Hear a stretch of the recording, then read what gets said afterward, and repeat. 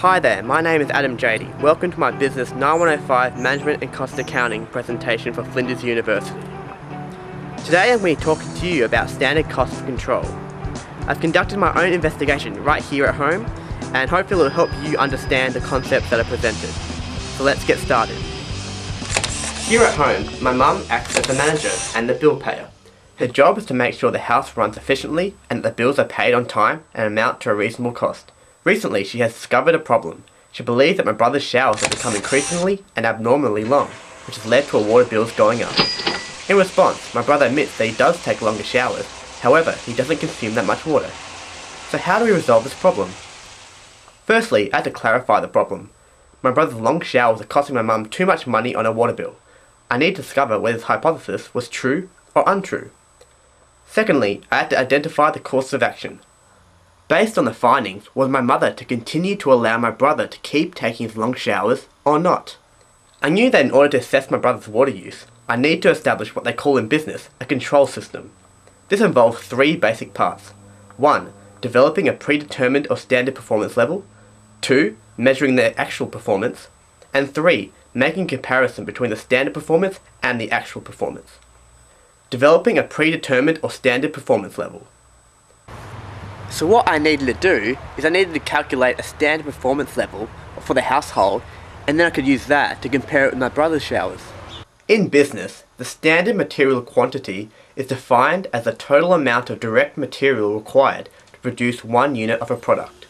Since my mum was generally happy with the rest of the household's occupant's shower length, I decided to use the water consumption of these showers to develop the standard material quantity. You might be wondering what I'm doing out here. Well, I'm actually recording how much water each person in my house uses as they take showers.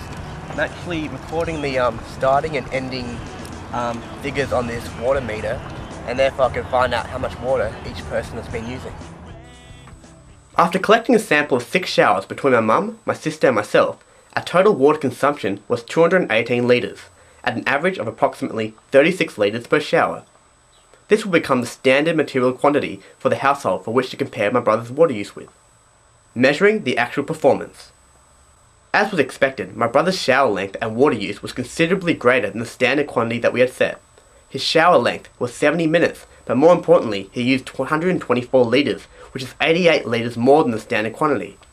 This figure of 124 litres will be used as the actual quantity when we prepare the quantity variance. Making a comparison between the standard performance and the actual performance.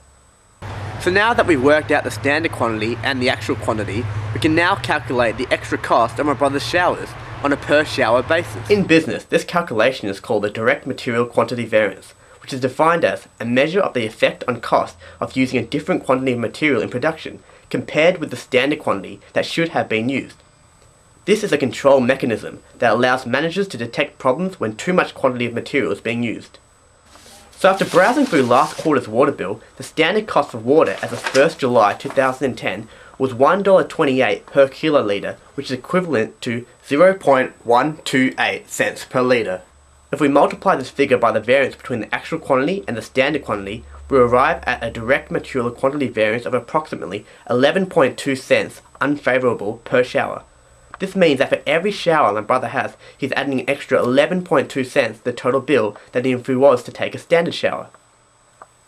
If we assume that we all take a shower once per day, at the end of a 3-month period when our quarterly bill is invoiced, my brother will add approximately an extra $10 onto the water bill. So what does this mean for my mum? In regards to my mum's hypothesis that my brother's long showers were costing her more money, she was correct. However, not to the point that the costs of paying an extra $10 per quarter outweigh the benefits of putting a stop to them.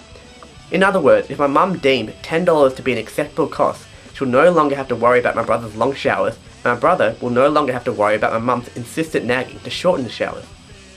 An important point to take note of, however, is that my brother's water consumption per shower was almost 3.5 times the standard water consumption.